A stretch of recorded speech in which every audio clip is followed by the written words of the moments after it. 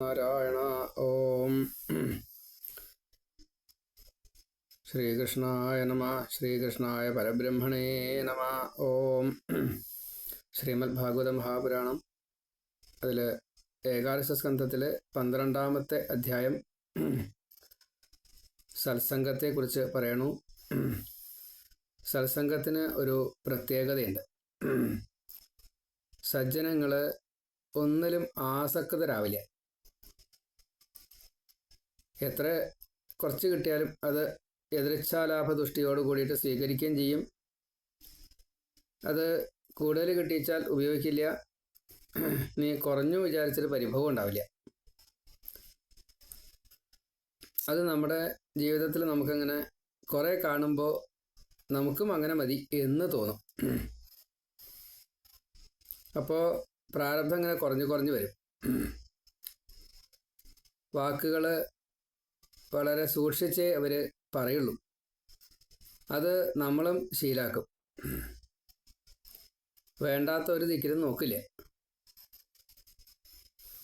അപ്പോൾ പഞ്ചേന്ദ്രിയങ്ങളും നമ്മളറിയാതെ കണ്ട് നിയന്ത്രിക്കാൻ തുടങ്ങും. ആരുടെയും ഉപദേശം ഉണ്ടായിട്ടല്ല, ആരുടെയും ഒരു നിർബന്ധം ഉണ്ടായിട്ടല്ല. യഥാർത്ഥത്തിലുള്ള വിദ്യ അതാണ്. അതിന് നമുക്ക് എപ്പോഴാണോ സാധ്യമാകുന്നത് ക്രമേണയായിട്ട് നമ്മൾ ഭക്തരായിട്ട് മാറും. അപ്പോൾ ഈ വ്രതം, അതേപോലെ തീർത്ഥക്ഷേത്ര ഗമനം, പൂജ, യാഗം, ദാനം, ഇതൊക്കെ കൂടുതൽ ഫലത്തെ തരും, ലോകഹിതത്തിന് തരും.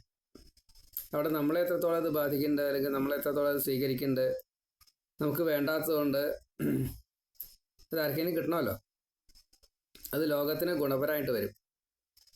അപ്പോൾ നമ്മൾ അറിയാതെ കണ്ട് തന്നെ നമ്മുടെ രജസ്തമോ ഗുണങ്ങൾ മാത്രമല്ല, അന്യരുടെ, നമ്മുടെ കൂടെയുള്ളവരുടെ രജസ്തമങ്ങൾ, രജോ ഗുണം തമോ ഗുണവും ഇല്ലാണ്ടാവും. അത് നമ്മുടെ വീടുകളിൽ ശ്രദ്ധിച്ചാൽ മനസ്സിലാവും. ഒരു സാത്വികനായിട്ടുള്ള ഒരാൾ എല്ലാം ത്യജിച്ചുകൊണ്ട് കുറച്ചൊരു സന്യാസി പോലെ ജീവിക്കുകയാണെന്ന് കൂട്ടുക. അത് ഗൃഹനാഥനായിക്കൊള്ളുന്നൊന്നുമില്ല. അയാളുടെ മനസ്സ്, അദ്ദേഹത്തിൻ്റെ മനസ്സ് ഏറ്റവും സംശുദ്ധമാണ് എങ്കിൽ ക്രമേണയായിട്ട് ആ കുടുംബത്തിലുള്ള ഓരോരുത്തരും, അവരുമായിട്ട് സംഘം ചെയ്യുന്ന ഓരോരുത്തരും ക്രമേണയായിട്ട് ശുദ്ധരായിട്ട് വരും. അതാണ് സത്സംഗത്തിൻ്റെ മേന്മ. അസുരന്മാരായിട്ട് കൂടി പ്രഹ്ലാദനെയും ബലിയൊക്കെ നമ്മൾ കണ്ടുവല്ലോ. വൃഷപർവാവ് വളരെ സാത്വികനായിരുന്നു. ബാണൻ പിന്നീട് സാത്വികനായി, ശ്രീകൃഷ്ണനും ശിവനും കൂടിയിട്ടുള്ള യുദ്ധത്തിന് ശേഷം. അതേപോലെ വൃത്രാസുരൻ യുദ്ധരംഗത്ത് പോലും സാത്വിക ഭാവത്തിൽ. ഒരിക്കൽ അച്ഛൻ പറഞ്ഞു,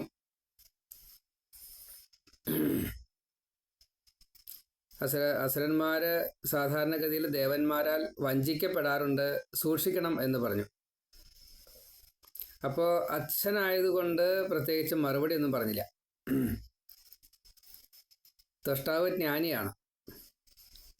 വൃത്രാസുരൻ്റെ അച്ഛൻ ത്വഷ്ടാവ് ജ്ഞാനി ആയതുകൊണ്ട് പറയേണ്ട ആവശ്യമില്ല. പറയാതെ കണ്ട് തന്നെ വൃത്രൻ ആ നിരയ്ക്ക് പോവില്ല എന്നുള്ളത് മനസ്സിലാക്കി കൊടുത്തു വൃത്രൻ. അതാണ് ഒരു സംവാദം തമ്മിൽ ദേവീഭാഗവതത്തിലെ നോക്കിയാൽ മനസ്സിലാവും. ഒന്ന് സൂക്ഷിച്ച് നോക്കണമെന്ന് മാത്രമേ ഉള്ളൂ. വാച്യാർത്ഥത്തിലാണ് കിട്ടില്ല, വ്യംഗ്യാർത്ഥത്തിൽ കിട്ടും. ആ പറയുമ്പോൾ തന്നെ ത്വഷ്ടാവ് ഈ മകൻ ഒരു പക്ഷേ പറഞ്ഞത് കൂട്ടാക്കാൻ സാധ്യതയില്ല. അപ്പോൾ തന്നെ ആലോചിക്കുന്നുണ്ട്, പറഞ്ഞു കൂട്ടാക്കാത്ത ഈ തമോ ഗുണം കൊണ്ടോ അല്ലെങ്കിൽ രജോ ഗുണം കൊണ്ടോ അല്ല, എല്ലാവരെയും തുല്യമായിട്ട് കാണാനുള്ള ആ സമദൃക്, സമചിത്തത, സമഭാവന, ഇതുകൊണ്ടാണ്, സ്വാർത്ഥം കൊണ്ടല്ല എന്ന് പ്രത്യേകം. അപ്പം അതിൻ്റെ ഉള്ളിൽ ഇറങ്ങി അങ്ങോട്ട് കുറച്ചാണ്ട് മുങ്ങിയാലേ കിട്ടുള്ളൂ.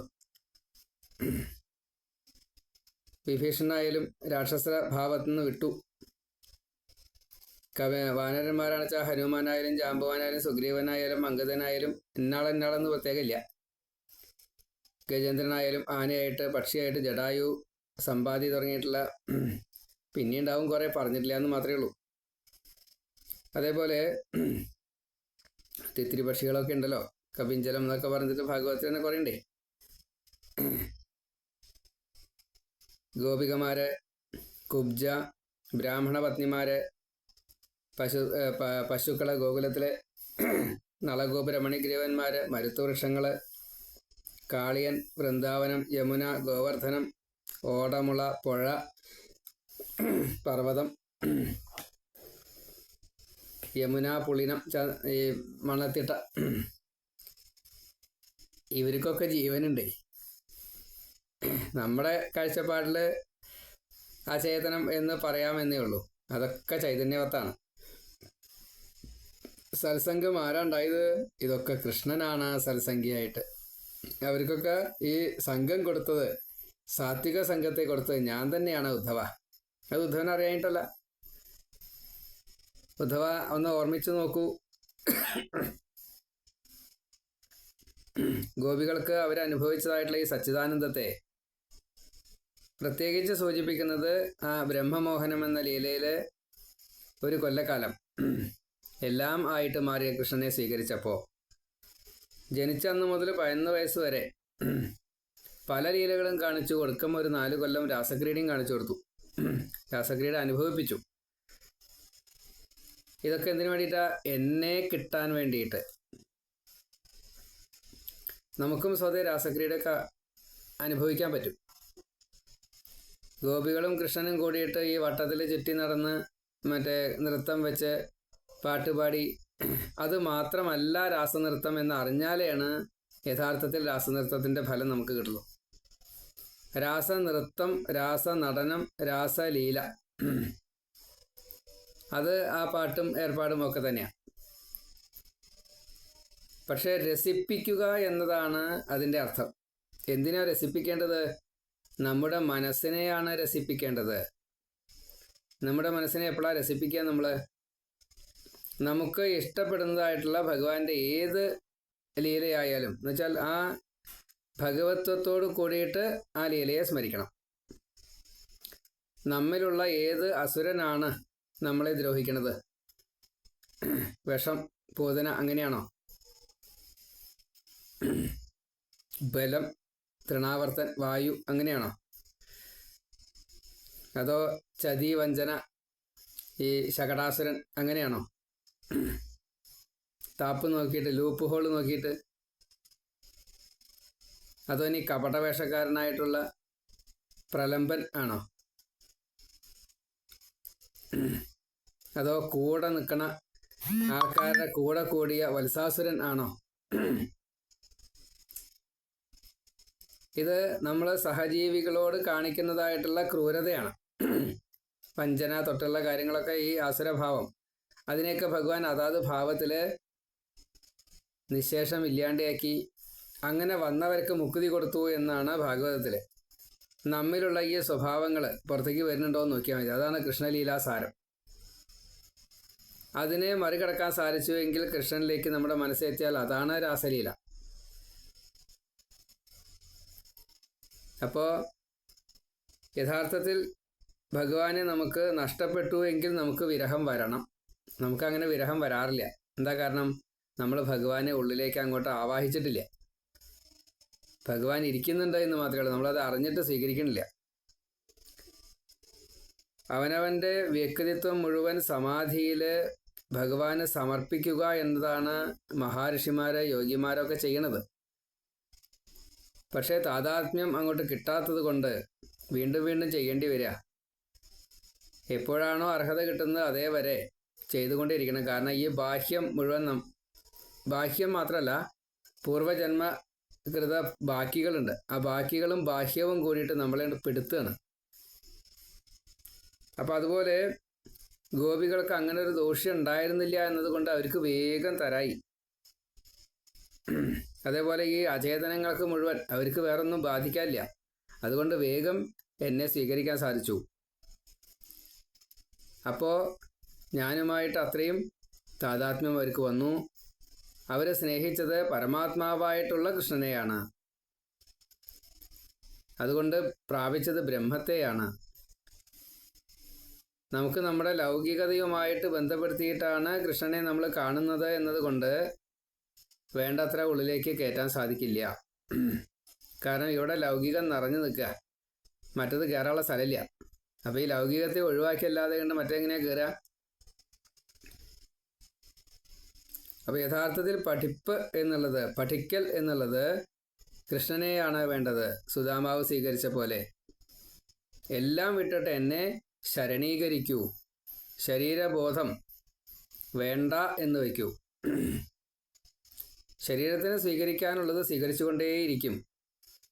ആഹാരമായാലും ശരി, അത് നമ്മുടെ കാലുകൾ എവിടെ ആഹാരമുള്ള വെച്ചാൽ അവിടേക്ക് എത്തും. കൈ വായിലേക്ക് ആഹാരം കൊണ്ടുപോയിക്കോളും. അതങ്ങനെയുടെ ഉറപ്പിക്കണം കേട്ടോ. അപ്പം യാന്ത്രികമായിട്ട് അത് സംഭവിച്ചോളും. നമ്മളെപ്പോലുള്ളവർക്കൊക്കെ സ്വതേ ഇപ്പോൾ കുടുംബത്തിലെ ആഹാരം പ്രശ്നങ്ങളൊന്നുമില്ല. അപ്പോൾ അത് യാന്ത്രികമായിട്ട് അത് നടന്നോളും എന്ന് വിചാരിക്കുക. അതിൻ്റെ പിന്നാലെ പോണ്ട, എങ്ങനെയെങ്കിലുമൊക്കെ നടക്കും. അതല്ലാത്തവരുണ്ട് ചിലർ, ഭിക്ഷാടനം ചെയ്തിട്ടോ അല്ലെങ്കിൽ ഒന്നും ഒരു വകയില്ല, അങ്ങനത്തെവരുണ്ട്.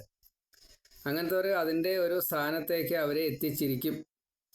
അവരുടെ മനസ്സ് ഏതെങ്കിലും തരത്തിൽ ഭാവനയിൽ അവർക്ക് ഈ ഈശ്വരത്വത്തെ അറിയാൻ സാധിച്ചു എങ്കിൽ,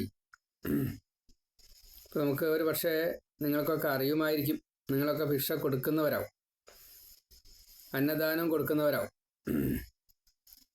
ഇപ്പോൾ ഒരു ക്ഷേത്രത്തിൽ അന്നദാനം കൊടുക്കുന്ന രംഗം, അവിടെ അവരുടെ കൂടെ നിൽക്കുക, അവരോട് വർത്തമാനം പറയരുത്, പിന്നിൽ നിൽക്കുക, മറഞ്ഞത്ത് നിൽക്കുക, നേരിട്ടല്ലാത്ത രീതിയിൽ നിങ്ങളാണ് അന്നദാനം കൊടുത്തതെന്ന് അറിയരുത്, ആ രീതിയിൽ നിൽക്കുക. എന്നിട്ട് അവരിൽ നിന്ന് തമ്മിലുള്ള സംവാദങ്ങൾ എങ്ങനെയാണ് വരണമെന്നുള്ളത് ശ്രദ്ധിക്കുക. അതിൽ നമുക്ക് തന്നെ നമ്മുടെ ചില ധാരണകളൊക്കെ ഉണ്ടാവുമല്ലോ, ഇയാളത്ര ശരിയല്ല എന്നുള്ള ആൾക്കാരുണ്ടാവുമല്ലോ, അവരുടെ അടുത്ത് ചെന്ന് നിൽക്കുക, എന്തെങ്കിലുമൊക്കെ കാര്യം പറഞ്ഞിട്ട്. അപ്പോൾ അവർ ഈ അന്നദാനത്തിനെ കുറ്റം പറയണതാണ്.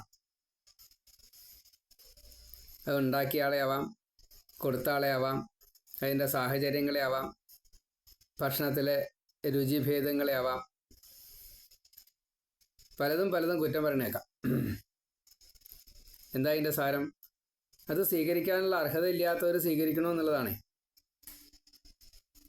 അപ്പോൾ ഇന്നത്തെ ലോകത്തിൽ ഇങ്ങനൊരു പ്രശ്നം കിടക്കുന്നുണ്ട്. അപ്പോൾ നമ്മൾ എത്ര നല്ല ചെയ്തിട്ടും കാര്യമില്ല, ചിലപ്പോൾ അത് വിപരീതം ഫലം വരും. അന്നം ഈശ്വരനായതുകൊണ്ട് ഈ നിന്ദ മഹാപാപ. അതെങ്ങനെയാണ് നമ്മളെ ബാധിക്കുക ചോദിച്ചാൽ അറിയില്ല. അതുകൊണ്ടാവും സംസാരം തീരാത്തത്. അല്ലെങ്കിൽ ഇത്രയും കൂടുതൽ അന്നദാനം നടത്തിയിട്ട് അത് തീരാത്ത എന്തുകൊണ്ടാണ്? യഥാർത്ഥത്തിൽ ഭഗവാനെ ശരണീകരിക്കുന്നില്ല.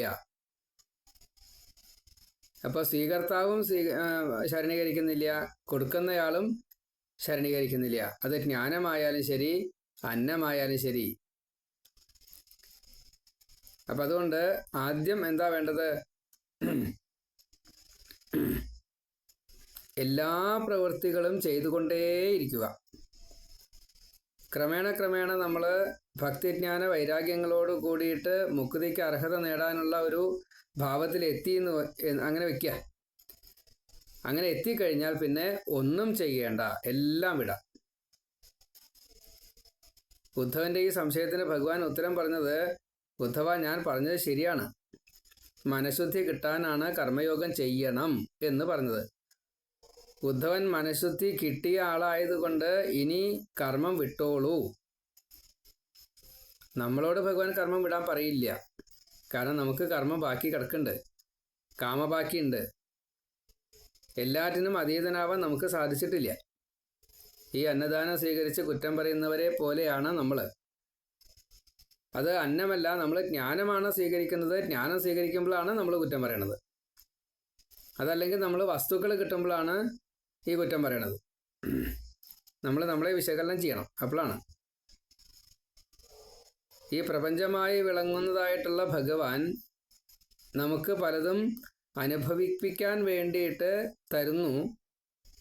അത് ജ്ഞാനമായിക്കോട്ടെ, ശാരീരിക സുഖത്തിന് വേണ്ടിയിട്ടുള്ളതായിക്കോട്ടെ, ആഹാരം പോലെയുള്ളതായിക്കോട്ടെ, പത്നി, പുത്രൻ, ഗുരു, പല വ്യത്യാസങ്ങളുണ്ടല്ലോ. വലിയ വീട്, ധാരാളം പറമ്പ്, ഇഷ്ടഭോജ്യങ്ങൾ മുഴുവൻ, അതിനെ നമ്മൾ സ്വീകരിക്കുമ്പോൾ കുറ്റം പറഞ്ഞുകൊണ്ടാണോ സ്വീകരിക്കുന്നത് എന്ന് സ്വയമേവ ചിന്തിക്കാം. അപ്പം നമുക്ക് മനസ്സിലാവും നമ്മുടെ മനസ്സ് കലിയുടെ കന്മഷം ബാധിച്ചതാണ് എന്ന്. അങ്ങനെ ചിന്തിച്ചാലേ നമുക്ക് അവിടേക്ക് എത്താൻ സാധിക്കുള്ളൂ. അപ്പം ഈ പരമാത്മാവ്, ശരീരത്തിലുള്ള പരമാത്മാവ്, നമുക്ക് ജീവാത്മാവിനെ കൂടി അറിയണില്ല, എന്നിട്ട് വേണ്ടേ സാക്ഷിയായിട്ടുള്ള അന്തര്യാമിയായിട്ടുള്ള പരമാത്മാവിനെ അറിയാൻ. ആ ജീവാത്മാവിനെ ഈ പ്രപഞ്ചവുമായിട്ട് ബന്ധപ്പെടാതിരിക്കാൻ വേണ്ടിയിട്ട്, കർമ്മപ്രാരബ്ധം മുഴുവൻ തീർക്കാൻ വേണ്ടിയിട്ടാണ് നാം ഇത് സ്വീകരിക്കുന്നത് എന്ന ബോധത്തിലെത്തിയാൽ മാത്രമേ അതിനെ നമുക്ക് ഈ കുറ്റപ്പെടുത്താതിരിക്കാൻ സാധിക്കുള്ളൂ. വിമർശന ബുദ്ധി അതിൻ്റെ ദോഷങ്ങളെ കാണാതിരിക്കാൻ സാധിക്കുള്ളൂ. അപ്പോൾ യഥാർത്ഥത്തിലുള്ള ബോധത്തിലെത്തിക്കഴിഞ്ഞാൽ ഈ ജീവനെ ക്രമേണയായിട്ട് പ്രാണനെ ശരീരവുമായിട്ട് ബന്ധമില്ലാത്ത രീതിയിൽ മുകളിലേക്ക് കൊണ്ടുവന്ന് സഹസ്രാര പത്മം ഭേദിച്ച് മുക്തി നേടാൻ സാധിക്കും യോഗികളുടെ ശീലത്തിനനുസരിച്ച്. മൂലാധാരത്തു നിന്ന് സ്വാധിഷ്ഠാനം, മണിപൂരകം, അനാഹതം, വിശുദ്ധി, ആജ്ഞ, സഹസ്രാര പത്മം, അങ്ങനെ മുകളിലേക്ക് കൊണ്ടുപോകാൻ സാധിക്കും. അപ്പോൾ അത് എപ്പോഴാണ് സാധിക്കുക? നമുക്ക് പ്രാണൻ എന്താണെന്ന് അറിയണം. പ്രാണനെ മൂലാധാരത്തിൽ വയ്ക്കാൻ സാധിക്കണം. നമുക്കത് വയ്ക്കാൻ സാധിക്കുമോ? മൂലാധാരത്തിൽ പ്രാണനെ വയ്ക്കാനുള്ള കഴിവ് നമുക്കായിട്ടുണ്ടോ? നമുക്ക് എന്താണ് പ്രാണൻ എന്നുള്ളത് മനസ്സിലായിട്ടുണ്ടോ? അതറിഞ്ഞാലല്ലേ അവിടെ മുകളിലേക്ക് കയറ്റാൻ സാധിക്കുള്ളൂ. അപ്പോൾ അതുവരെ എന്ത് വേണം? അതുവരെ നമ്മൾ ഈ പഠിതാവായിട്ട് നിൽക്കുക, അത്രയും മാർഗുള്ളൂ, വേറെ രക്ഷയില്ല. അപ്പോൾ പ്രാണൻ എന്താണെന്നുള്ള അറിഞ്ഞിട്ട് മുകളിലേക്ക് കയറ്റുന്ന ആ സമ്പ്രദായത്തിലേക്ക് നമ്മൾ എത്തണമെങ്കിൽ എവിടെ നമ്മൾ എത്തണം? ഇത് പറഞ്ഞിട്ട് ചെയ്യാൻ പറ്റില്ല, അറിഞ്ഞിട്ട് ചെയ്യണം. അറിയാറാവണമെങ്കിൽ വളരെ പ്രയാസമുണ്ട് ഇനി. അപ്പം അതിന് ഉപാസന അല്ലാണ്ട് വേറെ മാർഗമില്ല. ഉപാസനകൾ പല സമ്പ്രദായത്തിലുണ്ട്. അതാണ് ഇപ്പോൾ ഈ ദാനവ്രത, പൂജ, ഹോമ, ജപ, നാമ കീർത്തനാദികളൊക്കെ അതിൽ പെട്ടതാണ്. അപ്പം അതിൽ നാമജപ കീർത്തനാദികളെ കുറിച്ച് ഭഗവാൻ കുറച്ച് ഊന്നി പറയണു. ഭഗവാൻ ഈ അക്ഷരങ്ങളെ പ്രത്യേകമായിട്ട് സ്വരത്തോടു കൂടി കൂട്ടിച്ചേർത്ത് അതിൻ്റെ ഗുണഫലത്തെ മുഴുവൻ എല്ലാവർക്കുമായിട്ട് കിട്ടാൻ വേണ്ടിയിട്ട് ക്രമപ്പെടുത്തിയിട്ടുണ്ട്. ആ ജ്ഞാനം കിട്ടിക്കഴിഞ്ഞാൽ സംഗീതാത്മകമായിട്ട് എൻ്റെ ലീലകളെ കീർത്തനം ചെയ്യുമ്പോൾ ലീനഭാവത്തിലാണ് എങ്കിൽ, സംഗീതത്തിലേക്കല്ല ലീനഭാവം വേണ്ടത്, ഭഗവാനിലേക്കാണ് ലീനഭാവം വേണ്ടത്. അപ്പോഴാണ് രാസലീല വരിക. അത് ഈ അക്ഷരങ്ങളെ സ്വരങ്ങളോട് കൂടി ചേർത്ത് ഹ്രസ്വ, ദീർഘ, ഉദാത്ത, അനുദാത്ത, സ്വരിത, പ്ലുത ഭാവത്തിൽ, രാഗത്തിൽ 64 രാഗത്തിൽ അതിൻ്റെ ഓരോ രാഗത്തിനും ഓരോ ഭാവമുണ്ട്, ഓരോ അർത്ഥമുണ്ട്, ഓരോ ലീനഭാവമുണ്ട്, പലതുമുണ്ട്. അത് സംഗീതം പഠിച്ചവർക്ക് മനസ്സിലാവും. അപ്പോൾ അവർ പറയും ഇത് ഇന്നതാണ്. ഇപ്പം നമ്മളൊന്നും അറിയാത്ത നമുക്കറിയാം. ഒരു ഭക്തി ഗാനം പാടുമ്പോൾ ആ രാഗത്തിന് ഭക്തിയോട് കൂടിയിട്ട് സ്വീകരിക്കാൻ സാധിക്കുന്നു. നേരെ മറിച്ച് ഒരു ശോകഗാനം പാടുമ്പോൾ അതിൻ്റെ ദുഃഖമാണ് ആ രാഗത്തിൽ പുറമേക്ക് വരിക. അതേപോലെ അവിലടിപ്പാട്ടുണ്ടല്ലോ, നൃത്തത്തിന് ചടുല നൃത്തം, അതിന് മറ്റൊരു രാഗമാണ്. ശുണ്ഠിയെടുത്തും കൊണ്ട് അത് മറ്റൊരു രാഗതാളങ്ങളാണ്. അതിദ്രുതം അത് അടന്തയാവുമ്പോഴോ വളരെ സാവകാശം സാമഗാനം പോലെയാണ് വെച്ചാലോ. അപ്പം അതിൻ്റെ വേറൊരു രീതിയിലാണ്. ഇപ്പം ഈ കാപ്പി രാഗം പോലെയൊക്കെയാണ് വെച്ചാലോ. അങ്ങനെ ധാരാളം. അപ്പോൾ ഭക്തിഭാവത്തിലേക്ക് എത്തുന്നതായിട്ടുള്ള ഈ രാഗത്തെ എടുക്കുമ്പോൾ നമ്മൾ അറിയാതെ കണ്ട് ഭഗവാനിൽ ലീനഭാവം വരും. അപ്പം ഈ രാഗഭാവങ്ങൾക്ക് അതിൻ്റെ സ്വഭാവം ഉണ്ടെന്നുള്ള ഉറപ്പായില്ലേ? അങ്ങനെയാണ് അസുഖം മാറുന്നത്. കാരണം ശരീരത്തെ മറക്കുമ്പോൾ ശരീരം സ്വയമേവ തന്നെ തന്നിലുള്ള ഈ രോഗങ്ങളെ ഇല്ലാണ്ടേക്കും. അപ്പോൾ ഈ രാഗത്തിൽ സാമം ഭഗവാനാണ്. സാമം സ്വയമേവ തന്നെ ഭഗവാനാണ്. അത് വിഭൂതി യോഗത്തിൽ പറഞ്ഞിട്ടുണ്ട്. അതറിയാതെ കണ്ട് ഈ രാഗത്തിലൂടെ ഭഗവാൻ നമ്മിൽ പ്രവേശിക്കും. ഈ ഓങ്കാരം അത് പ്രപഞ്ചം മുഴുവൻ നിലനിൽക്കുകയാണ്, ഒന്നിച്ച് നിലനിൽക്കുക. അതൊരു സൂത്രാത്മാ പോലെ തമ്മിൽ ബന്ധപ്പെടുത്തിക്കൊണ്ട് നിൽക്കുകയാണ്. നമുക്ക് അന്തരീക്ഷത്തിൽ നിന്ന് പല ശബ്ദങ്ങളും എടുക്കാൻ സാധിക്കും. പക്ഷേ നമ്മൾ സൂക്ഷ്മ നിരീക്ഷണം ചെയ്യാത്തത് കൊണ്ട്, സൂക്ഷ്മ ശ്രവണം ചെയ്യാത്തത് കൊണ്ട് നമുക്കത് സാധിക്കുന്നില്ല എന്ന് മാത്രമേ ഉള്ളൂ. അങ്ങനെ ഈ സമഷ്ടിയിലുള്ള പലതിലും, വിരാട്ടിലുള്ളതായിട്ടുള്ള പലതും നമ്മിലേക്ക് ബാധിപ്പിക്കാൻ സാധിക്കും. അതിൻ്റെ പോസിറ്റീവിനെ. അത് നെഗറ്റീവായി എടുക്കണമെന്ന് വെച്ചാൽ നമ്മൾ അധപ്പതിക്കും. അതിൻ്റെ പോസിറ്റീവായി എടുക്കണമെങ്കിലോ നമുക്കത് ദോഷം മുഴുവൻ ഇല്ലാണ്ടാക്കാൻ സാധിക്കും, കൽമഷം മുഴുവൻ ഇല്ലാണ്ടാക്കാൻ സാധിക്കും, നമ്മൾ ശുദ്ധമാക്കാൻ സാധിക്കും. അപ്പോൾ നമ്മിലുള്ള ഈ ചൈതന്യം അതിങ്ങനെ വലുതായി വലുതായി വലുതായി വരും. ചൈതന്യത്തിൻ്റെ ബൃഹത്വൽക്കരണമാണ് അല്ലെങ്കിൽ വലുതാക്കലാണ് ഈ ഈശ്വരനായിട്ട് മാറല്. നമ്മളിപ്പോൾ കിർലിയൻ ക്യാമറയെ കൊണ്ട് 4 പേർ അങ്ങനെ ഓറ കൂടുതലായിട്ട് കാണുന്ന മഹാത്മാക്കളുടെ അത് കാണിക്കുന്നത് ഈ ചൈതന്യത്തിൻ്റെ വർധനവാണ്. 100 വാട്ട് ബൾബിൻ്റെ പ്രകാശമാണോ 1000 വാട്ട് ബൾബ് തരിക? 60 വാട്ട് ഫാൻ കറങ്ങുന്ന പോലെയാണോ 300 വാട്ട് ഫാൻ കറങ്ങുക? കാറ്റിൻ്റെ വ്യത്യാസം ഉണ്ടാവില്ലേ? അതേപോലെ ഈ ചൈതന്യം കൂടിക്കൂടി വരും. അത് ഈ ശരീരത്തിലാണ് പുറമേക്ക് വരിക, ശരീരത്തിലൂടെയാണ് പുറമേക്ക് വരിക. ഇതിൻ്റെ ഒരു ഉപാധിയാണ് ഈ ശരീരം, ഒരു ഉപകരണം മാത്രമാണ്. അപ്പം ഈ ശരീരത്തെ ഇത് പ്രകൃതി അംശമാണ്, പ്രപഞ്ച അംശമാണ്. ഇതിനെ ഒരു വൃക്ഷമായിട്ട് കണക്കാക്കുക. തല കീഴായിട്ട് നിൽക്കുന്ന ഊർധ്വമൂലം അധശാഖ എന്നാണ്. മുകളിലാണ് വേര്.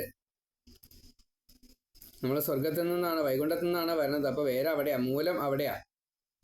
വൃക്ഷം തലകീഴായിട്ട് നിർത്തുമ്പോൾ അതിൻ്റെ വേരിലൂടെയാണല്ലോ ഈ ആഹാരം സ്വീകരിക്കുക.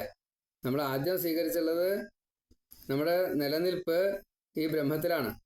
ആ ബ്രഹ്മത്തിൽ നിന്ന് നമ്മൾ അധോഗതി താഴേക്ക് വരികയാണ്, താഴേക്ക് വളർന്നു വരികയാണ്. അതെന്തിനാ? പ്രപഞ്ചത്തിൻ്റെ നിലനിൽപ്പിൻ്റെ അത്രയും കാലം. മരം, ഇല, തടി ഒക്കെ താഴേക്ക് വരിക. എന്താ? പലതും സ്വീകരിക്കാൻ വേണ്ടിയിട്ടാണ്. അത് പ്രപഞ്ചത്തിൻ്റെ നിലനിൽപ്പിന് സൃഷ്ടി ഭഗവാൻ ഇച്ഛിച്ചതാ. അതിൽ 2 കാര്യങ്ങൾ നമ്മളെ പെടുത്തും: സുഖവും ദുഃഖവും. സുഖം വരുമ്പോൾ സന്തോഷിക്കും, ദുഃഖം വരുമ്പോൾ നമ്മൾ അതിനനുസരിച്ചാണ് പ്രതികരിക്കുക. ഈ ഫലസ്വീകരണം ഒഴിവാക്കിയാൽ സുഖമില്ല, ദുഃഖമില്ല. പുണ്യപാപങ്ങൾ അതിൻ്റെ ബീജങ്ങളാണ്. പുണ്യപാപങ്ങൾ ദേവനാക്കാൻ പുണ്യം സാധിക്കും, അസുരനാക്കാൻ അതിൻ്റെ പാപം. ഇപ്പം 2 ബീജങ്ങളാണ്. ഈ കർമ്മവാസനകളാണ് വേര്. നമ്മൾ ബ്രഹ്മത്തിലിരിക്കുമ്പോൾ ആ വാസന വളരെ നല്ലതാണ്. പക്ഷേ താഴത്തേക്ക് വരുന്തോറും അത് ചീത്തയായിട്ട് വരും. ത്രിഗുണം അതിൻ്റെ നാമ്പുകളാണ്, പൊടിപ്പും തൊങ്ങലും. പൊടിപ്പ് വന്നു, അതിങ്ങനെ കുറേശ്ശെ വളരണു. ആ നാമ്പുകളുണ്ടല്ലോ, അത് ഈ ത്രിഗുണമാണ്, സത്വരജസ്തമോ ഗുണങ്ങളാണ്. അതിൻ്റെ രസം ആണ് തന്മാത്രകൾ 5. ശബ്ദസ്പർശ രൂപരസ ഗന്ധങ്ങളാണ് അതിൻ്റെ രസം.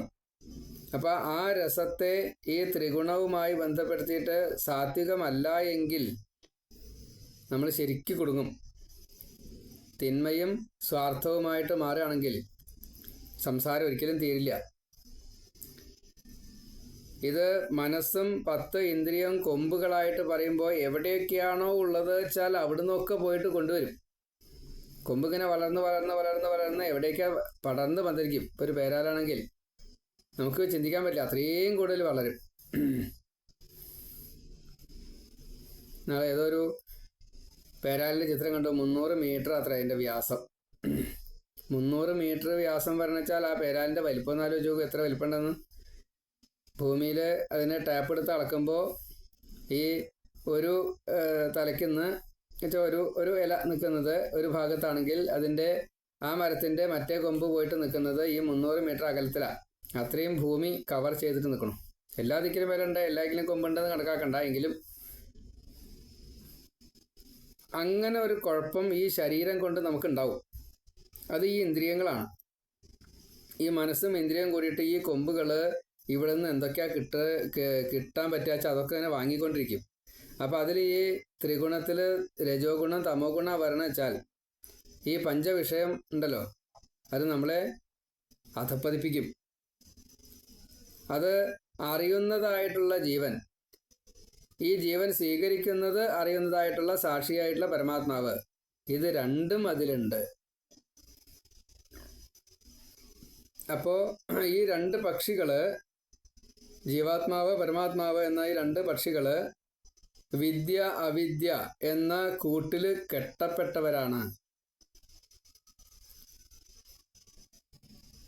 വിദ്യയുള്ളതായിട്ടുള്ള ഹംസം, സാക്ഷിയായിട്ടുള്ള ഹംസം, അതിന് സ്വയമേവ കൂട് തുറക്കാൻ കഴിവുണ്ട്.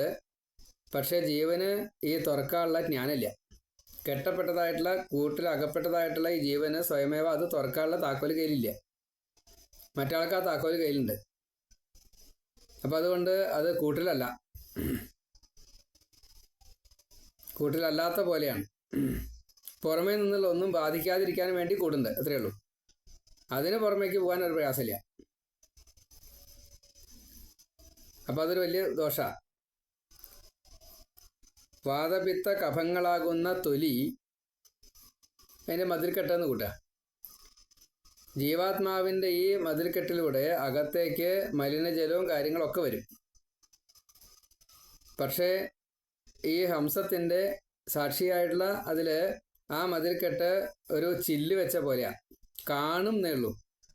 ഈ മലിനങ്ങൾ അങ്ങോട്ട് കയറില്ല. വായു ആയാലും ശരി, വെള്ളം ആയാലും ശരി, അങ്ങോട്ട് കയറില്ല. തീയായാലും ചില്ലിൻ്റെ അപ്പുറത്തേ നിൽക്കുള്ളൂ. ചില്ലിനെ ഉരുക്കാൻ തക്കൊണ്ടുള്ള ഹംസാണെങ്കിൽ അതൊന്നും ഈ കൂട് സ്വയമേവ തുറക്കാൻ പറ്റുകൊണ്ട് അതിൻ്റെ മുകളിലേക്ക് വരും. അല്ലെങ്കിൽ തീയ് സാധാരണ മുകളിലേക്കാണ് കത്തുക, അപ്പോൾ തീയിൻ്റെ താഴത്ത് നിൽക്കും. അപ്പോഴും തീയ് കത്തുന്നേ ഉള്ളൂ, ചൂട് വരില്ല. തീയിൻ്റെ മുകൾ ഭാഗത്ത് നിന്നാലേ ചൂട് വരുള്ളൂ, തീയിൻ്റെ താഴത്ത് ഭാഗത്ത് നിന്നാൽ ചൂട് വരില്ല.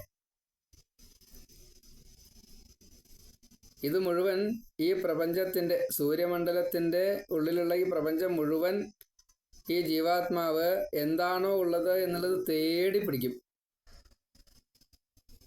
എന്നിട്ട് നല്ലതും ചീത്തയും അറിയാതെ കണ്ട് അതിനെ സ്വീകരിക്കും, എന്നിട്ട് കൊടുങ്ങും. പക്ഷെ ഹംസം അതില്ല. ഈ സൂര്യമണ്ഡലത്തിൽ എല്ലാറ്റിനെയും അറിയും, ഒന്നിനെയും സ്വീകരിക്കണില്ല. ഇതാണ് ജീവാത്മാ പരമാത്മാ വ്യത്യാസം.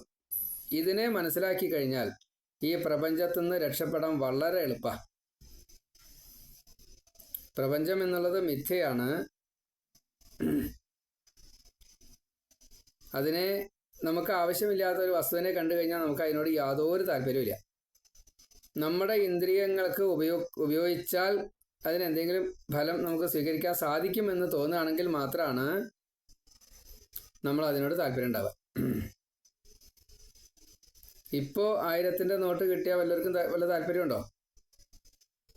500-ൻ്റെ നോട്ട് കിട്ടിയാലോ വലിയ താല്പര്യമാണ്. കാരണം ഈ 500-ൻ്റെ നോട്ട് കൊണ്ട് ഉപയോഗമുണ്ട്. 1000-ൻ്റെ നോട്ട് കിട്ടിയ ഒരു പക്ഷേ ജയിലിൽ പോകേണ്ടി വരും. ആ കൂട്ടത്തിലാണ്. അപ്പോൾ ഹംസത്തിന് ഇതൊക്കെ 1000-ൻ്റെ നോട്ടാണ്. ഒരു താല്പര്യമില്ല, ഒന്നിലുമില്ല. ജീവാത്മാവിന് 500-ൻ്റെ നോട്ടാണ്. ഇതാണ് വ്യത്യാസം. അഥവാ ഈ ത്രിഗുണം നമ്മൾ വിശകലനം ചെയ്ത് ഉണ്ടാക്കുകയാണെന്നാണ്, ബുദ്ധി കൊണ്ട് ഉണ്ടാക്കുകയാണ്. അതുകൊണ്ടാണ് നമ്മൾ അബദ്ധത്തിൽ നിന്ന് ചാടുന്നത്. വിശകലനം നേരെയായിട്ടില്ല വെച്ചാൽ, ജ്ഞാനം നേരെയായിട്ടില്ല വെച്ചാൽ വിശകലനം തെറ്റും. അപ്പോൾ അബുധാത്മാവായി കഴിഞ്ഞാൽ വിപരീതത്തെ സ്വീകരിക്കും. നമുക്ക് ആകെ വേണ്ടത് ഒരു ദിവസത്തിന് 500 രൂപയാണ്. അപ്പോൾ ഒരു ജീവിതകാലം മുഴുവൻ 30,000 ദിവസം എന്ന് കൂട്ടുക. 27,000 ദിവസം മുതൽ 40,000 ദിവസം, ശരി 40,000 എന്ന് കൂട്ടുക. 40,000 × 500 കണക്കാക്കുക. വേണ്ട, ഒരു ദിവസത്തിന് 1000 രൂപ കണക്കാക്കുക വെച്ചാൽ 40,000 ഇൻറ്റു 1000, ഒരു 40 കോടിയോ അല്ലെങ്കിൽ അത്രയേ വേണ്ടൂ. നമുക്ക് കിട്ടുന്നത് 10,000 കോടി ആണെങ്കിലോ നമ്മളതിനെ കൂട്ടി വയ്ക്കുമോ? പിന്നെ മതിയാവുമോ? അതാണ് ബുദ്ധി വിശകലനം ചെയ്യുമ്പോൾ പിഴയ്ക്കും എന്ന് പറയാനുള്ള കാരണം. അപ്പോൾ അത് പിഴച്ചാൽ ഈ പ്രപഞ്ചത്തിൽ നമ്മൾ അടിമയോ, പിന്നെ മുക്തി കിട്ടില്ല. അപ്പോൾ എങ്ങനെയാണ് നമുക്ക് ശുദ്ധമാവാൻ സാധിക്കുക? അത് വൈരാഗ്യം കൊണ്ടേ പറ്റുള്ളൂ. വേണ്ടതിനെ മാത്രമേ സ്വീകരിക്കാൻ പാടൂ. പ്രസാദമായിട്ട് ആഹാരത്തെ സ്വീകരിക്കുക. അപ്പം നമുക്ക് ഈ അധികം വേണ്ട, 500 എന്നുള്ള 250 ചുരുങ്ങി, അത്രയേ ഉള്ളൂ, 100 ചുരുങ്ങി. അതേപോലെ തന്നെ ശുദ്ധത കിട്ടാൻ വേണ്ടിയിട്ട് നാട്ടിൽ കോൺക്രീറ്റ് കാട്ടിൽ മരങ്ങളുള്ള കൊടുങ്കാട്ടിൽ സരസ്സും മരങ്ങളും അവിടെ വന്യമൃഗങ്ങളില്ലാത്ത ഒരു സ്ഥലമാവുക. അവിടെ അനുഭവിക്കുന്നതും ഈ കോൺക്രീറ്റ് കാട്ടിലിരിക്കുന്നതും തമ്മിലുള്ള വ്യത്യാസം നമുക്ക് ഏതിനാ ടെൻഷൻ കൂടുക? ഓരോരുത്തർക്കും ഓരോ ടേസ്റ്റ് ആണെങ്കിലും സ്വതേ സുഖം ധാരാളം മരങ്ങളൊക്കെ ഉള്ള പച്ചപ്പുള്ളതായിട്ടുള്ള കുറച്ച് ശാന്തമായിട്ടുള്ള മറ്റ് ശബ്ദങ്ങളൊന്നും അധികം ഇല്ലാത്ത ഈ ക്രൂരമൃഗങ്ങൾ വന്യമൃഗങ്ങളൊന്നും ഇല്ലാത്ത വിഷവായു ഇല്ലാത്ത, അതിന് നമ്മളെല്ലാവരും ഇഷ്ടപ്പെടുന്നുണ്ട്. അതൊരു കോമൺ ആണ്. ഇനി ബാക്കിയുള്ളതൊക്കെ കുറച്ച് നേരമൊക്കെ ചെയ്യാൻ പറ്റിച്ചാലും അതിൻ്റെ അപ്പുറം കടന്നാൽ അതൊക്കെ വിട്ടിട്ട് ഇവിടേക്ക് എത്തണം. ഇതുണ്ടെങ്കിലേ അതിനോട് താല്പര്യമുള്ളൂ. അത് മാത്രമായിട്ട് ഒരാൾക്ക് ജീവിക്കാൻ സാധിക്കില്ല. അപ്പോൾ അത് ക്രമേണയായിട്ട് നമുക്ക് ശുദ്ധത്തിലേക്ക് എത്തിക്കാൻ സാധിക്കും. മനസ്സിനെ ശുദ്ധമാക്കാൻ സാധിക്കും, ശരീരത്തിനെ ശുദ്ധമാക്കാൻ സാധിക്കും, സംഘം ശുദ്ധമാക്കാൻ സാധിക്കും. സദ്ഗുരുവിൻ്റെ അനുഗ്രഹത്തോട് കൂടിയിട്ട് ഓരോന്നും പ്രാണായാമമായാലും മറ്റേ അഷ്ടാംഗയോഗ ആയാലും വേണ്ടില്ല, യമനിയമങ്ങളായാലും വേണ്ടില്ല, ശമധമങ്ങളായാലും ഒക്കെ ക്രമേണയായിട്ട് ശുദ്ധി നടന്നുകൊണ്ടേയിരിക്കും. അത് ഗുരുവിൻ്റെയും ഭഗവാന്റെയും, ഗുരുവിൻ്റെ ഈ ശിക്ഷണവും ഭഗവാന്റെ കൃപയും, ഇത് രണ്ടും ഇങ്ങനെ സ്വീകരിച്ചു കഴിഞ്ഞാൽ കാമം എന്നുള്ളത് ഇല്ലാണ്ടാവും. ആഗ്രഹം എന്നുള്ളത്, ആശ, അത് ഇല്ലാണ്ടാവും. അപ്പോൾ ഉദ്ധവൻ ചോദിക്കുകയാണ്, എന്നിട്ടും മുനികളൊക്കെ ഇങ്ങനെ വിഷയത്തിൽ പെടുന്നുണ്ടല്ലോ, അതെന്താ കാരണം? അതന്നെയാണ് ഭഗവാൻ പറഞ്ഞത്, കാമബാക്കിയാണെന്ന്. പൂർവ്വജന്മങ്ങളിലെ ബാക്കിയുണ്ടല്ലോ, ഈ ബാക്കി നമ്മളെ ഈ ജന്മത്തിലും പ്രാരബ്ധം ലേശം പിടികൂടും. അപ്പം അതിനെ മറികടക്കാൻ അതിനെ കണ്ടിട്ടും ഒഴിവാക്കുകയാണ് വേണ്ടത്. അപ്പോൾ നേരെ മുമ്പിൽ ഈ സാധനം ഇരിക്കുന്നുണ്ട്, പഞ്ചാര പായസം ഇരിക്കുന്നുണ്ട്. പക്ഷേ ആ പഞ്ചാര പായസം നമ്മൾ ഷുഗർ പേഷ്യൻ്റ് ആണ് എന്ന നിലയ്ക്ക് ഡോക്ടർ പറഞ്ഞിട്ട് കഴിക്കരുത് എന്ന്. അപ്പോൾ നമുക്കത് വേണ്ട. നമ്മുടെ വയറ് ഫുള്ളായി എന്ന് പറഞ്ഞു കഴിഞ്ഞാൽ ഒരു ചരക്ക് നിറച്ച്, ഒരു പാത്രം നിറച്ച് പഞ്ചാര പായസം ഇരിക്കുന്നുണ്ട്. നമുക്ക് വേണ്ടത് കഴിച്ചു, പിന്നെ വേണമെന്ന് മോഹിക്കൽ മാത്രമേ ഉള്ളൂ, കഴിക്കാൻ പറ്റില്ല. എന്ന കൂട്ടത്തിൽ ഈ എപ്പോഴും കഴിച്ചു എന്ന രീതിയിൽ ഇതിനെ ഉപേക്ഷിക്കാൻ സാധിക്കണം. അപ്പോൾ ഈ കാമബാക്കി വരില്ല. നേരെ മറിച്ച് ഇനിയും അത് വേണമെന്ന് മനസ്സിന് തോന്നലുണ്ടെങ്കിൽ ഇത് ദഹിച്ച് നാളെ ഇതേ പാത്രത്തിൻ്റെ അടുത്തേക്ക് വരും, ഇത് കിട്ടാൻ വേണ്ടിയിട്ട്. അതാണ് ഋഷിമാർക്ക് പറഞ്ഞത്. അവസരം കിട്ടുമ്പോൾ അത് ഉപയോഗിക്കുന്നത്. വിശ്വാമിത്രനായാലും ശരി, മേനകയെ കണ്ടപ്പോൾ തോന്നി. 100 കണക്കിന് കുട്ടികളുണ്ട് വിശ്വാമിത്രനെ. അപ്പം അങ്ങനെ തോന്നാനുള്ള കാരണം എന്താ? ഈ കാമബാക്കിയാണ്, പെടുത്താണ്. അത് കാരണങ്ങൾ എന്തെങ്കിലും ഉണ്ടാവും ചെയ്യും. കാരണസ്വരൂപനായിട്ടുള്ള ഭഗവാൻ എൻ്റെ ഒരു ഇടപെടലുണ്ടാവും. മേനകയെ കണ്ടപ്പോൾ ശകുന്തള ഉണ്ടായി. ആ ശകുന്തള ദുഷ്യന്തനെ കണ്ടപ്പോൾ ഭരതൻ ഉണ്ടായി.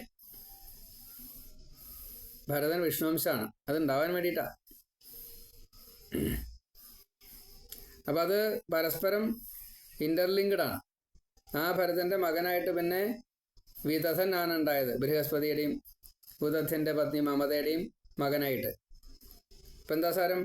ഇത് കൂട്ടി യോജിപ്പിക്കുന്നത് ഈ സൂത്രാത്മാവായിട്ടുള്ള ഭഗവാനാണ്. അതിനെ അറിയണം. അപ്പോൾ കാമബാക്കി വന്നു കഴിഞ്ഞാൽ അത് പ്രശ്നമാണ്. അതിനെ ഒഴിവാക്കുക തന്നെ വേണം, ആഗ്രഹിക്കരുത്. ഇങ്ങനെ ആഗ്രഹിച്ചു കഴിഞ്ഞാൽ അടുത്ത ജന്മം വേണ്ടി വരും, ആഗ്രഹം നടന്നിട്ടില്ലെങ്കിൽ.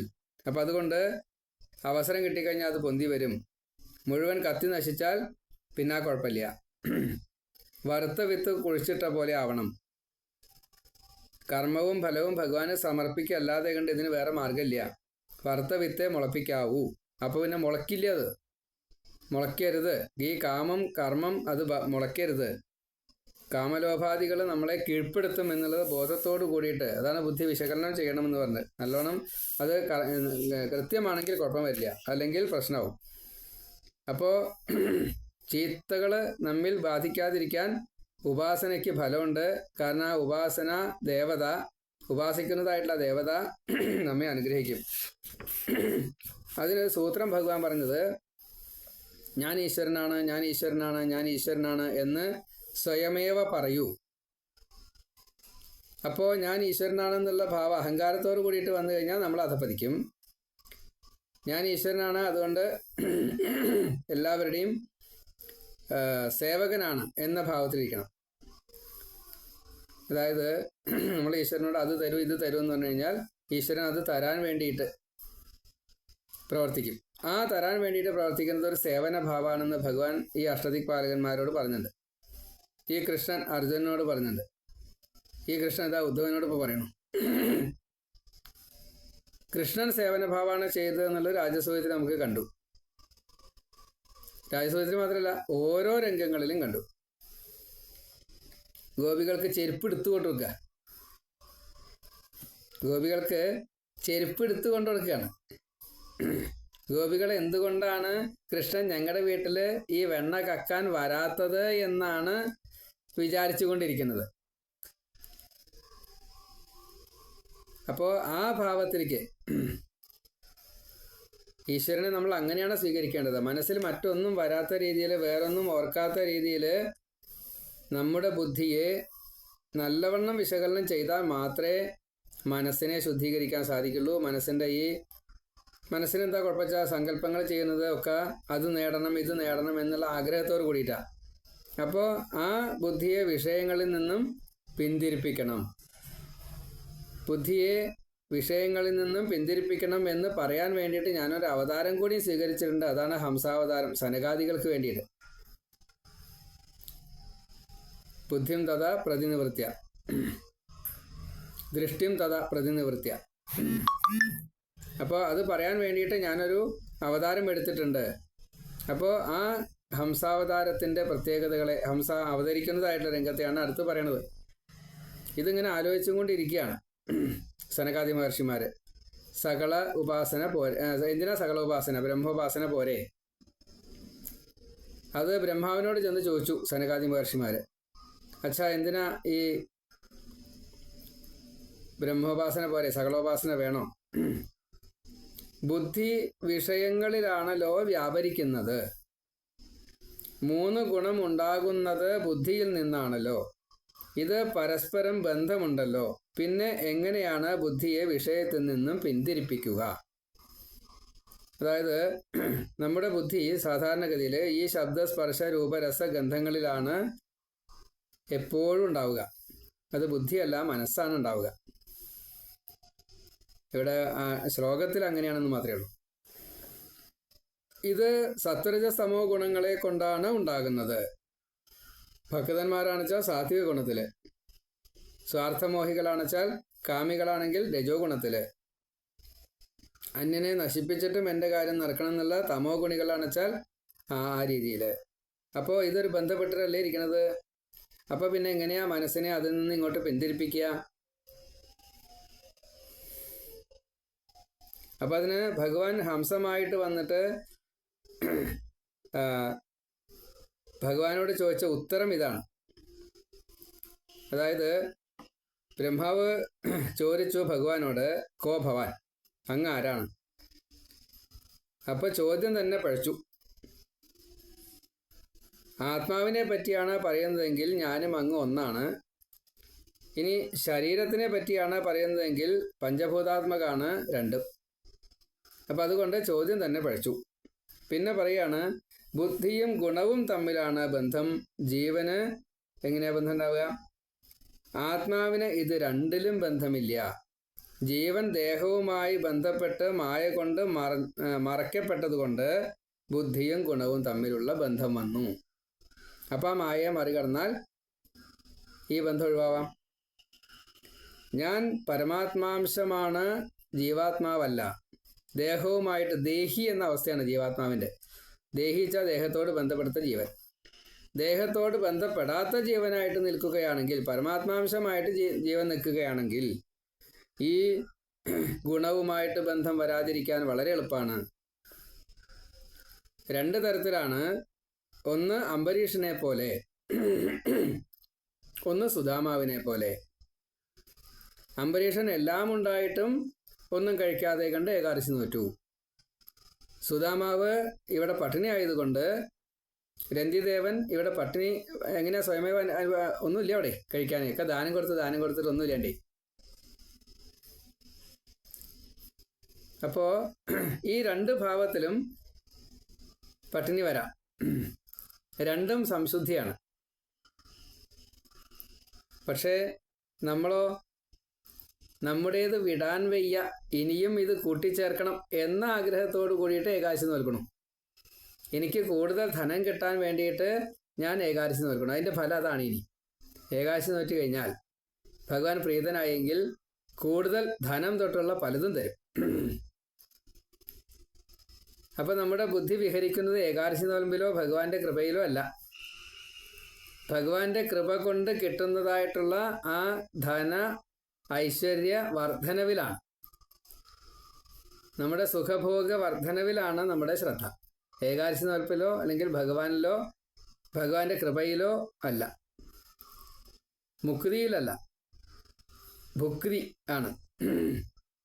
ഇതിന് മാറ്റം വന്നാലാണ് ഈ സകലസ്വരൂപ ഉപാസന നമുക്ക് ഒഴിവാക്കാൻ സാധിക്കുള്ളൂ, ബ്രഹ്മോപാസനയിലേക്ക് എത്താൻ സാധിക്കുള്ളൂ.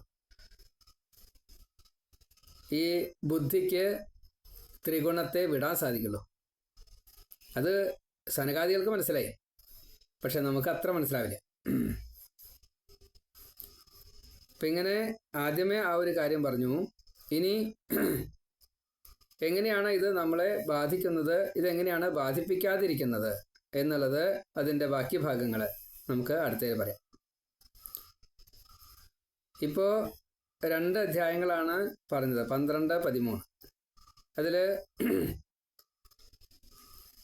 ശ്ലോകത്തിൻ്റെ അർത്ഥത്തിൻ്റെ ഈ പരോക്ഷമായിട്ടുള്ള ഒരു അർത്ഥവിചാരമാണ് ചെയ്തത്. അതിനെ നമ്മൾ വീണ്ടും വീണ്ടും കേൾക്കുക. കേട്ടിട്ട് എന്ത് മനസ്സിലാവണം എന്നുള്ളതിനെ സ്വയം വിശകലനം ചെയ്യുക, എഴുതി വയ്ക്കുക, എന്നിട്ട് ചർച്ച ചെയ്യുക. അപ്പം ഉണ്ടാവുന്ന അറിവുകൾ നമ്മളെ, നമ്മുടെ സ്വഭാവത്തിൻ്റെ ന്യൂനതകളെ ഇല്ലാണ്ടാക്കാൻ സാധിക്കും. ശ്ലോകവുമായിട്ട് ഇതിനെ ബന്ധപ്പെടുത്താൻ അത്ര എളുപ്പമല്ല. പക്ഷെ അതിൻ്റെ ഈ വ്യംഗ്യാർത്ഥം ഒരു 2, 3, 4 തവണ കേട്ടോളൂ. എന്നിട്ട് എന്താ മനസ്സിലായിച്ചാൽ അത് എഴുതി വയ്ക്കൂ. അപ്പം മനസ്സിലാവും. അതിന് ഭഗവാൻ അനുഗ്രഹിക്കുമാറാകട്ടെ. ആദ്യമേ തന്നെ ഇയാൾ എന്തൊക്കെയോ പറയുന്നുണ്ട്, അതൊന്നും ശരിയല്ല എന്ന് കണക്കാക്കണ്ട. നമ്മൾ തന്നെ സ്വയം, വേറെ ഒരു അറിവും വേണ്ട അതിന്. ഇതേ കാര്യം തന്നെ 2, 4 വട്ടം കേൾക്കുക. എന്നിട്ട് അതിന് എന്താണോ മനസ്സിലായിച്ചാൽ അത് നോട്ടായിട്ട് എഴുതി വയ്ക്കുക. അങ്ങനെ എഴുതി വയ്ക്കുമ്പോൾ നമുക്ക് ഇതൊരു തത്വമാണ്. ആ തത്വത്തെ നമുക്ക് ഗ്രഹിക്കാൻ സാധിക്കും. എന്നിട്ട് അതിൻ്റെ റിസൾട്ട് പറയുക, പരസ്പരം സംവദിക്കുക. അതിന് വേണ്ട രീതിയിലുള്ള ഈ അർത്ഥത്തെ എടുക്കാൻ ഭഗവാൻ സഹായിക്കുമാറാകട്ടെ. സർവത്ര ഗോവിന്ദ നാമ സങ്കീർത്തനം. ഗോവിന്ദ ഗോവിന്ദ നാരായണ നാരായണ നാരായണ.